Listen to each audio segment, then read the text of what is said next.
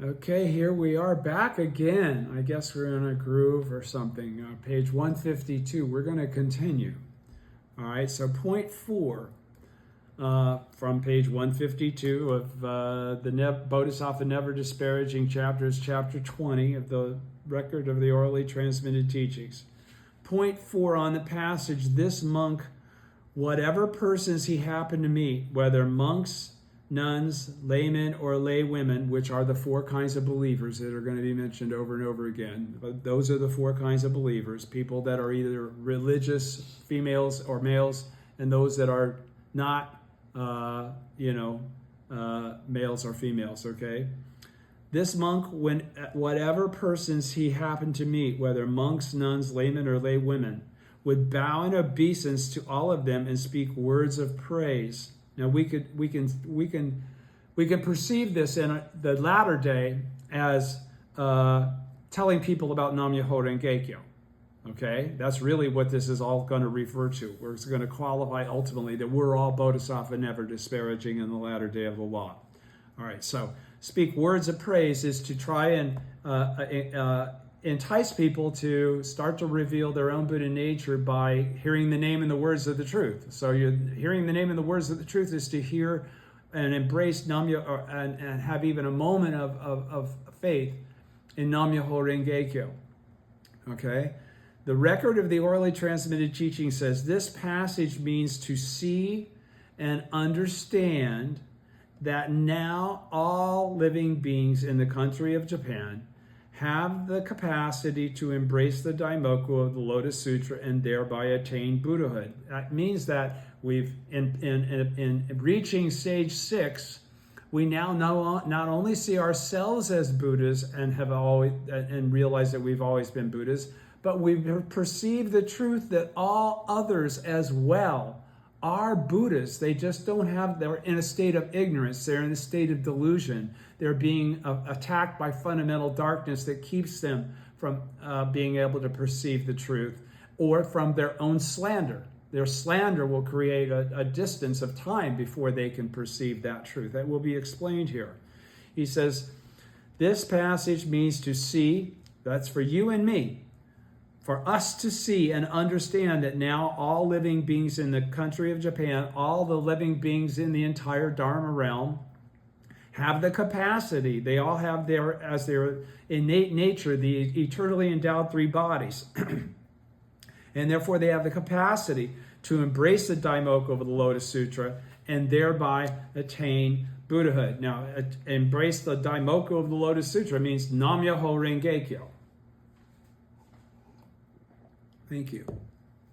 Point 5. Regarding the passage, I have profound reverence for you. He's quoting the sutras. This is from Never Disparaging, speaking to these 4 kinds of believers. Point 5, regarding the passage, I have profound reverence for you. I would never dare treat you with disparagement or arrogance. Why? Because you are all practicing the Bodhisattva way and are certain to attain Buddhahood. Now, why can he say that about them without regard to what they're doing?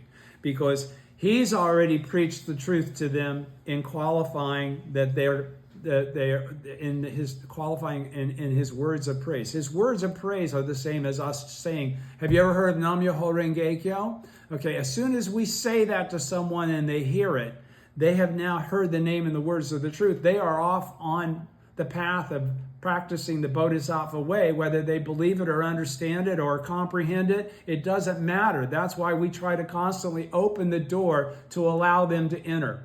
Okay? So, it says here, the record of the orally transmitted teaching says he says again, point 5, regarding the passage, I have profound reverence for you. I would never treat you with disparagement or arrogance because I perceive your Buddha nature.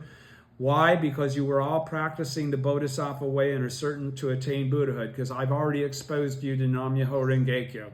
You've heard the name and the words of the truth. You're no longer a Buddha in theory. You are along the path to the 6 stages of faith, of practice that will ultimately culminate in you attaining Buddhahood in your present form. The record of the orally transmitted teaching says these 24 Chinese characters make up this passage are different in wording from the 5 characters of Myoho Renge-kyo, the Daimoku, but the meaning is the same. These 24 characters represent the Lotus Sutra in miniature.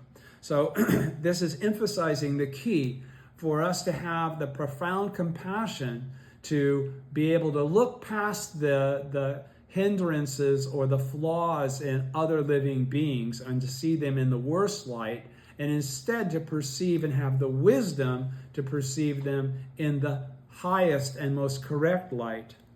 All right? Point 6. If everybody did that, world peace could be accomplished. That's the whole point. Widespread propagation is about the establishment of Kosen Rufu, widespread propagation for the practice of the law. Point 6 on the words, this monk did not devote his time to reading or reciting the scriptures, but simply went about bowing to people. Okay? The record of the orally transmitted teaching says the word bowing means to press palms together in obeisance. Pressing the palms together represents the Lotus Sutra, or No Myoho Renge-kyo. It represents, it represents, that is, the principle of 3,000 realms in a single moment of life, which is the perception and understanding that in all the 9 worlds of everyday existence, there also exists the 10th world, and that all 9 worlds contain the 10th world. Okay, so it represents that is the principle of 3,000 realms in a single moment of life. That's why we can see them as potential Buddhas. That is why the text says that this monk did not devote his time to reading or reciting the scriptures, but simply went about bowing to people. What that's really qualifying is that rather than just reading all of the sutras and trying to qualify what those mean and how they fit, to just embrace the Daimoku itself and go out and start telling people about Nam-myoho Renge-kyo, regardless of how much you know about the orally transmitted teachings, that this is the correct way to respect and achieve the 6th stage of practice and to reflect it. And people will perceive that sincerity and be affected by it. That's when your life becomes the bright mirror. Your life, the Gohonzon within you, is reflecting back at people, and they can understand, wow, what do you got? I want some. Point 7 at the top of page 153 on the words, and if they happened to see any of the 4 kinds of believers far off in the distance, he would purposely go to where they were, bow to them, and speak words of praise. So in other words, seeking out people. In other words, making the effort to find people to be able to do Shakabuku 1. The record of the orally transmitted teaching says the words, whatever persons he happened to meet or see, which appeared earlier, refer to seeing or perceiving that all people are endowed with the Buddha nature in their minds. They all have that 10th world innate potential, but it's not manifest. They live in the 9 worlds. This is the principle of the matter. But in the present passage concerning those whom the monk happened to see far off, because mention is made of the 4 kinds of believers, it refers to the actual practice involved. The actual practice involved is to share Nam-myoho Renge-kyo with others for the sake of Kosen Rufu, for the sake of fulfilling your vow as a bodhisattva of the earth. Thus, the earlier passage means to see in terms of the element of the mind, while the present passage means to see in terms of the element of the mind. So it's not just a philosophical groove. You see even a bum on the road, somebody that's in hell, also in that same way. We don't characterize based on mind or body. We characterize on living being. All right? Thus, while the earlier passage means to see in terms of the element of the mind, while the present passage means to see in terms of the element of the body. The term element of the body refers to the enlightenment revealed in the essential teaching, which is the Nam-myoho Renge-kyo, the revelation that the 4 kinds of the four factors of teaching, practice, person, and principle converge in the one world of Buddhahood. They're all actually emanations, either in a diluted state or in the enlightened state of the original state of Buddhahood. To see these in terms of the element of mind refers to the meaning of the theoretical teaching, because it's a thought thing. But the true compassion comes from that action comes from, which is also a revelation of in which the four factors converge in the one world of Buddhahood. The single word far on, far, which means on in the phrase far off, refers to the far distant koan time revealed in the lifespan chapter. That is why the text says the monk would purposely go and bow to them. And I got to back up, because when we talked here in the term element of the body refers to the enlightenment revealed in the essential teaching, the revelation that the four factors of teaching, practice, person, and principle converge in the one world of Buddhahood, has an asterisk. And so let me clarify that clearly. The paragraph from the second through the fourth describe the above factors, the above four factors. The teaching refers to the passage, the thus come ones only have a single Buddha vehicle which they employ in order to preach the law. That's Nam-myoho Renge-kyo, to living beings. All right, we only have one thing that we have to convey. We don't have to convey the depth of all of the content of the teachings. We just have to hear we need to just transfer the name, hearing the name and the words of the truth. They do not have any other vehicle, a second or a third one. The practice refers to the passage, all these things they do are at all times done for this one purpose, to achieve Kosen Rufu, not to make themselves look better or to achieve some advantage with the person they're speaking to. It's completely out of the compassion for wanting them to become equal to us and to understand the teaching of Nam-myoho Renge-kyo. They simply wish to show the Buddha wisdom to living beings and enlighten them to it. The person refers to the passage, the Buddha, the thus come ones, simply teach and convert the bodhisattvas, because once they've heard the name and the words of the truth, they are bodhisattvas, whether they perceive that aspect of their lives or not. The principle refers to the passage on enlightening living beings to the principle of the wonderful law, helping them get through those remaining stages of practice to get to the sixth stage of practice, through the four actions of opening, showing, awakening, and causing living beings to enter the Buddha wisdom. We do all of that through Nam-myoho Renge-kyo.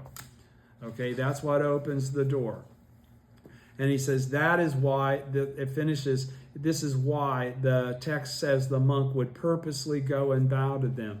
They're taking action. They're not perceiving or running into people conveniently. They're going out about trying to achieve Kosen Rufu based on their own faith and activity. Point 8, on the words, among the four kinds of believers, there were those who gave way to anger, their minds lacking in purity. The record, this is page 154, the record of the orally transmitted teaching says, those who slander the law are impure in both body and mind. If they slander the law, they're impure in both body and mind. First, the impurity in the element of mind is what the passage refers to when it says their minds were lacking in purity. The impurity of body is referred to in the passage in the Simile and Parable chapter that reads, his body will always smell bad, filthy, and impure. Now, Nichiren and his followers who chant Nam-myoho Renge-kyo are pure and clean in both body and mind, because we've achieved this, the Buddhahood of the sixth stage of practice, and our six sense organs are all purified. So we don't have to worry about any of that, regardless of how we appear, by the way, or even how we smell. It's not that. It's our life condition. It's not referring to some bodily function. It's referring to the condition of life that we are eternally endowed with the three bodies. We're Buddhas in our present form. Purity of the body is referred to in the passage in the Benefits of the Teacher of the Law chapter that I just got finished reading, that reads, if one upholds the Lotus Sutra, his body will be very pure. That's what qualifies the purity. Purity of the mind is referred to in the Devadatta chapter in the words, believe and revere it with the pure heart minds. The word purity refers to the mind that has faith in the Lotus Sutra, the mind that has faith in the Daimoku, the mind that has faith in the teachings of Nichiren. We're in the latter day of the law. While the words impurity or lack of purity refer to the slanderers of the law, those people that immediately are already possessed by the devil of the sixth heaven. They immediately reject. They don't listen for a moment. They have no intention to. He's going to now talk about what the repercussion of that is. Point 9, on the words, among the four kinds of believers, there were those who gave way to anger, their minds lacking in purity, and spoke ill of him and cursed him, saying, this ignorant monk, which many people referred to in the Daishonen's day to him as an ignorant monk because he was not following the teachings that already had been existing. He came out with the great pure law that had never been revealed before. The record of the orally transmitted teaching says this is a famous, so this would be like Ryokan, okay? This is a famous passage in the Lotus Sutra in which the four kinds of believers, in their overbearing arrogance, curse the Bodhisattva never disparaging, calling him an ignorant monk. Okay? To call ignorant the Bodhisattva who bows in obeisance to to whatever persons he happens to meet is the work of the devil king of the sixth heaven. It is the manifestation of fundamental darkness. Now, this passage of the sutra acts as a bright mirror, showing us that now that the world has entered the latter day of the law, Nichiren and his followers who chant Nam-myoho Renge-kyo will be slandered by being called ignorant monks. Without doubt, it is the very ignorance that gives us the capacity to embrace the Lotus Sutra. What they're calling ignorance is really the predication of how we were able to achieve the sixth stage of practice. We heard the name and the words of the truth and we followed it all the way through. We never slandered what we had heard. We perceived it as something that we wanted to know more about, and we progressed in our practice of faith until we achieved that sixth stage of practice. Okay, so don't worry about being viewed in a disparaging manner. That's why, it doesn't matter. It has nothing to do with what your mission is. Being popular doesn't have anything to do with it.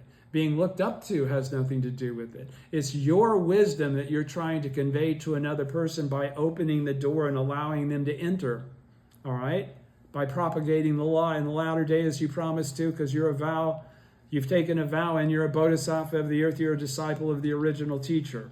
Point 10 on page 155, on the words, when they saw that he had gained great transcendental powers, the power to preach pleasantly and eloquently, the power of great goodness and tranquility. And when they heard his preaching, they all took faith in him and willingly became his followers. Now, where this is from is what's missing here is the fact that these people that slandered Bodhisattva never disparaging had to go through many lifetimes where they were never able to hear the name and the words of the truth. They were never able to hear the true teaching.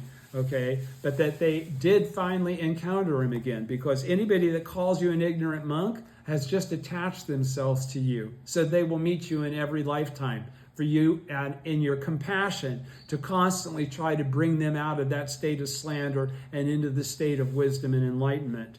Okay, so that's what this is talking about. When they, the four kinds of believers, saw that he had gained after they had not seen him in many lifetimes, when they re-encountered him, they were able to perceive that he had great transcendental powers and the power to preach pleasantly and eloquently, the power of great goodness and tranquility. And when they heard his preaching, they all took faith in him and willingly became his followers. Pardon me. Page 155, the record of the orally transmitted teaching says the word heard refers to the stage of hearing the name and the words of the truth, the second of the 6 stages of practice. In effect, this passage concerns the daimoku that, as volume 10 of Words and Phrases says, is preached in a forceful manner, though it angers them. Why does it anger them? Because we tell them whether they want to hear it or not. We do shakabuku. Okay, thank you. So that's the whole. It is preached in a forceful manner, though it angers them. The word all refers to the four. The word all refers to the 4 kinds of believers who were overbearingly arrogant. Okay, all of those that slander you in the process of you trying to share the teaching will encounter you again and again in lifetimes to come, and you will eventually be the reason they attain Buddhahood, because you've already opened the door for them, even though fundamental darkness will keep them from ever realizing it until they meet you again. But that's the fortune that they'll have. They've made a connection with you that cannot be broken. And in your compassion, you will never leave them. You'll never say, I remember when you slandered me. No, that will never be your attitude. The word all refers to the 4 kinds of believers who were overbearingly arrogant. The word faith, shin, refers to the faith or belief that is without doubt. In other words, you have mugi washin. You have no doubt about the teaching of the sutra, the teaching of Nichiren, that this is all part and parcel of the process of being the Buddha in this world. The word willingly, fuku, which literally means to submit, because isn't that what we're doing when we've taken the vow for Kosen Rufu, that we're willing to go through whatever we have to in order to propagate the law for the sake of mankind? He says to submit indicates that one submits and gives full allegiance to the Lotus Sutra, gives full allegiance to Nam-myoho Renge Kyo. The words zui in the compound of zuiju, which literally means to obey and follow. And isn't that what we do? And we obey and follow the Daishonin and his teachings. And is expressed as became his followers, which is exactly what we have become in the latter day. Is in the text means that one's mind is dedicated to the Lotus Sutra, to Nam-myoho Renge Kyo. The word Ju means that one's body is dedicated to the Lotus Sutra. And here it has an asterisk and says, this paragraph explains the 4 words that compose the passage. They all took faith in him and willingly became his followers. Shinpuku zuiju. The 4 words shin or shin, believe, fuku or puku, submit, zui, obey, and ju, follow, make up the shinpuku zuiju. In effect, this is saying that now Nichiren and his followers, practitioners of the Lotus Sutra who chant Nam-myoho Renge Kyo, are the Bodhisattva never disparaging of the latter day of the law. Point 11, page 156. On the words, among the 4 kinds of believers, he preached the law with no fear in his mind. The record of the orally transmitted teaching says the words, the 4 kinds of believers, refers to all living beings in the country of Japan. The words, preach the law, refer to Nam-myoho Renge Kyo. Now he's making all the clarifications that I was making as I was talking. The words, preach the law, refer to Nam-myoho Renge Kyo. With no fear in his mind describes the manner in which Nichiren and his followers now call out Nam-myoho Renge Kyo as they perform their shakabuku practice. And another asterisk. Shakabuku is the Buddhist method of leading people, particularly its opponents, to the correct teaching by refuting their erroneous views. In Nichiren's teaching, it means to correct another's mistaken views and awaken that person to Nam-myoho Renge Kyo.